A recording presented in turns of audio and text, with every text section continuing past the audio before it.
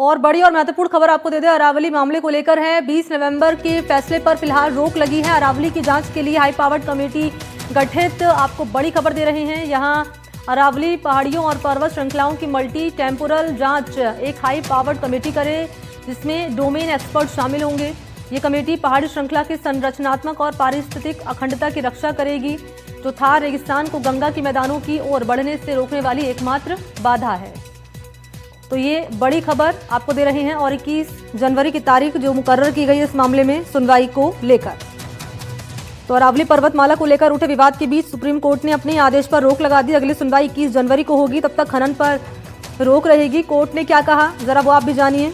Court ने कहा कि एक्सपर्ट कमेटी जांच करेगी, इसके लिए हाई पावर्ड कमेटी गठित होगी। ये कमेटी मौजूदा विशेषज्ञ समिति की रिपोर्ट का विश्लेषण करेगी और उसके बाद संबंधित मुद्दों पर कोर्ट को देगी सुझाव। क्योंकि सुप्रीम कोर्ट में सुनवाई हुई इस मामले की, मुख्य न्यायाधीश सूर्यकांत ने आदेश दिया है कि विशेषज्ञ समिति की सिफारिशें और उन पर सुप्रीम कोर्ट द्वारा की गई आगे की टिप्पणियां फिलहाल स्थगित रहेगी। अदालत ने साफ किया है कि अगली सुनवाई तक इन सिफारिशों को लागू नहीं किया जाएगा। सॉलिसिटर जनरल ने कहा गलतफहमियां फैलाई जा रही हैं। तुषार मेहता है सॉलिसिटर जनरल, उन्होंने कहा कि इस मामले में अदालत के आदेशों, सरकार की भूमिका और पूरी प्रक्रिया को लेकर कई तरह की गलतफहमियां फैलाई जा रही हैं। इन्हीं भ्रमों को दूर करने के लिए एक विशेषज्ञ समिति गठित की गई थी। समिति ने अपनी रिपोर्ट सौंपी थी, इसे अदालत में स्वीकार भी कर लिया गया था। कोर्ट ने कहा इस मामले में कि अदालत की टिप्पणियों का गलत अर्थ निकाला जा रहा है।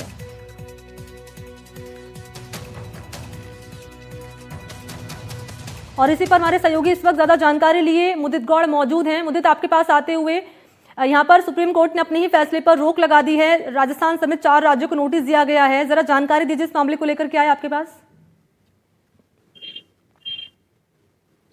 जी बिल्कुल, अभी जो 20 नवंबर का फैसला था जिसमें 100 मीटर से नीचे पहाड़ों को अरावली से अलग माना जाएगा, इस परिभाषा के मोहर लगने के बाद से लगातार विरोधाभास शुरू हो चुके थे। पर्यावरणविद और जो सोशल एक्टिविटिस्ट है उनके द्वारा लगातार विरोध किया जा रहा था। और साथ ही इसमें कांग्रेस की ओर से भी जब आंदोलन किया गया था उसमें ये सियासत भी तेज हो गई थी और चारों तरफ इसमें सियासत कहीं ना कहीं नजर आ रही थी। हमारे साथ मौजूद है एक पर्यावरणविद, उनसे जान लेते हैं अभी सुप्रीम कोर्ट का जो अभी सत्य संज्ञान के बाद जो अभी निर्णय लिया गया है 21 तारीख तक अभी इस मामले को स्थगित कर दिया गया है, उस पर पर्यावरणविदों का क्या मानना है?